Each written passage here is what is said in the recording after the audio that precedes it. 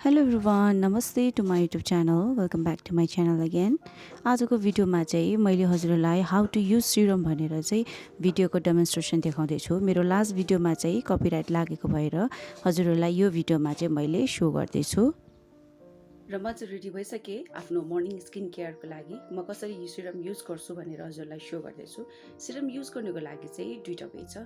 आफ्नो skin care before serum हामीले चाहिँ क्लिन्जर मोइस्चराइजरहरू चाहिँ युज गरिसकेपछि वेट स्किनमा चाहिँ अहिले मेरो वाइट स्किन छ र वाइट स्किनमा चाहिँ मैले के गर्छु भने एउटा चाहिँ म टोनर युज गर्छु विथ कटन।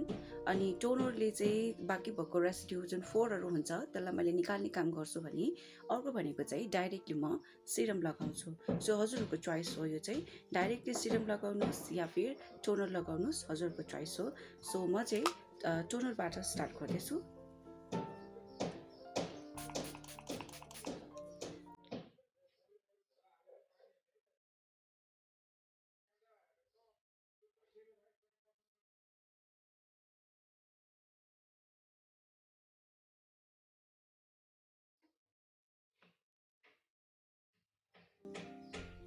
टोनरबाट लगाउँदाखेरि हाम्रो जुन स्किनमा बाँकी भएको जुन क्लिन्जर फेस वासले नगएको जुन फोरहरू हुन्छ त्योहरू पनि अलिअलि निस्किन्छ र स्किन टोटल्ली टोन गरेर चाहिँ हाम्रो साइन छोडेर आएको हुन्छ, एक्स्ट्रा साइन।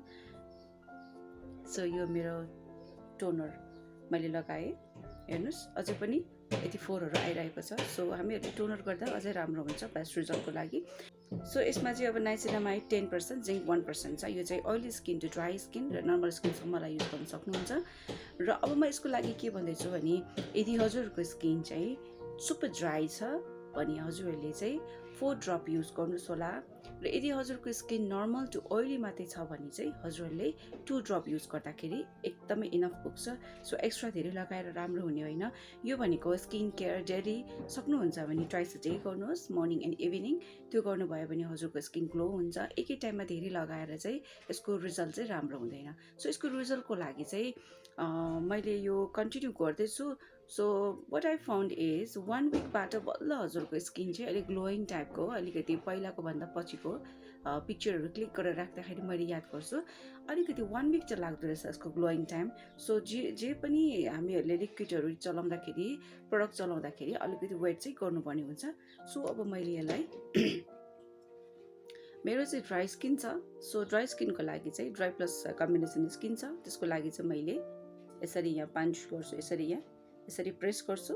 सो यसलाई छोडेपछि यहाँनिर यो ट्युबमा सबै यसरी भरिएर आएको हुन्छ। सो यसलाई मैले अब जस्ट 2 ड्रप मात्रै युज गर्छु, यसरी 1 2। सो किनभने 2 ड्रपले इनफ पुग्छ, यो चाहिँ एकदमै थिक कन्सिस्टेन्सीमा छ। सो 2 ड्रपले मजाले पुग्छ। अब यसलाई लगाउने तरिका कसरी? लगाउने तरिका यसलाई एउटा चाहिँ हातले यसरी रब गरेर इमिडिएटली हामीले चाहिँ यसरी ट्याप ट्याप ट्याप ट्याप गर्नुपर्ने हुन्छ। यो एकदमै चाँडो सुक्ने हुन्छ। र अर्को भनेको चाहिँ हजुरहरूले यसरी डाइरेक्टली लगाउनुहोस्। कसरी हजुरलाई सजिलो पर्छ त्यसरी लगाउनुहोस्। सो मलाई चाहिँ यसरी सजिलो लाग्छ, म यसरी गर्दैछु। के गर्छु मैले एकचोटि पाममा यसरी गरेर धेरै बेर अलमल नगरिकन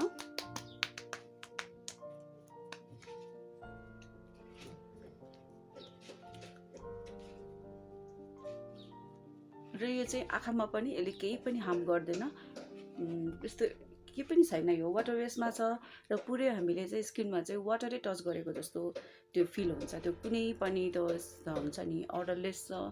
अनि यो केमिकलहरू केहीले पनि हार्म हुँदैन यसले चाहिँ। सो यसरी गरेर यसलाई चाहिँ यसरी ड्राई गर्छु मैले। रिमेनिङलाई यसरी लगाउनुहोस् नेकतिर।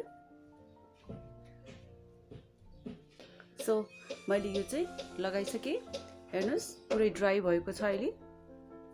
तर हजुरहरूले यो लगाउने बित्तिकै स्किन चाहिँ पुरा साइनिङ हुन्छ, मेरो ग्लो हुन्छ त्यो सोच्ने होइन। यो सिरमले चाहिँ हजुरको स्किन चाहिँ टाइटन गरिरहेको हुन्छ, यो ओपन पोर्सहरू क्लोज गरिरहेको हुन्छ, यसले एकदम टाइम लिइरहेको हुन्छ बिस्तारी बिस्तारी। सो यसलाई पनि आफ्नो एउटा रिजुभिनेटिङ एउटा स्किनको लागि जसलाई टाइम दिनुपर्छ। सो लगाउने बित्तिकै इमिडिएटली थाहा हुँदैन। सो अहिले मैले यो लगाएँ। अब यसको माथि चाहिँ मलाई चाहिने मैले लगाउने sunscreen, baby cream, C C cream या फिर कुनै फाउन्डेसन जे लगाए पनि मैले अब यसको माथि लगाउँछु। होल डे यसले मलाई चाहिँ अब स्किन साइन गर्न र स्किन एकदमै लाइट एन्ड एउटा ट्रान्सपरेन्ट स्किन दिनको लागि यसले चाहिँ मलाई हेल्प गर्छ। र यस्तै गरेर राति इभिनिङमा पनि मैले सबै यो मेकअपहरू फ्याँकेर चाहिँ मेकअप रिमुभर थ्रुबाट फ्याँकेर अनि फेरि पनि टोनर युज गरेर चाहिँ फेरि लास्टमा चाहिँ सिरम 2 ड्रप्स लगाएर चाहिँ मैले चाहिँ यसलाई हेल्दी एउटा स्किनको लागि चाहिँ रातभरि स्किनलाई चाहिँ रिपेयर होस्, यसले चाहिँ काम गरोस् सिरमले भनेर राति फेरि मैले मोइस्चराइजर सिरम सबै लगाएर चाहिँ फेरि म सुत्छु। सो हजुरले बुझिहाल्नुभयो कसरी सिरम लगाउने भनेर। सो हजुरले हेरिहाल्नुभयो डे एन्ड नाइटमा कसरी सिरम युज गर्ने भनेर। सो हजुरहरूले यदि मेरो भिडियो इन्फर्मेटिभ पाउनुभएको छ भने प्लिज मेरो भिडियोमा गएर लाइक, सेयर अनि सब्सक्राइब गर्न नभुल्नुहोस् होला। Thank you so much.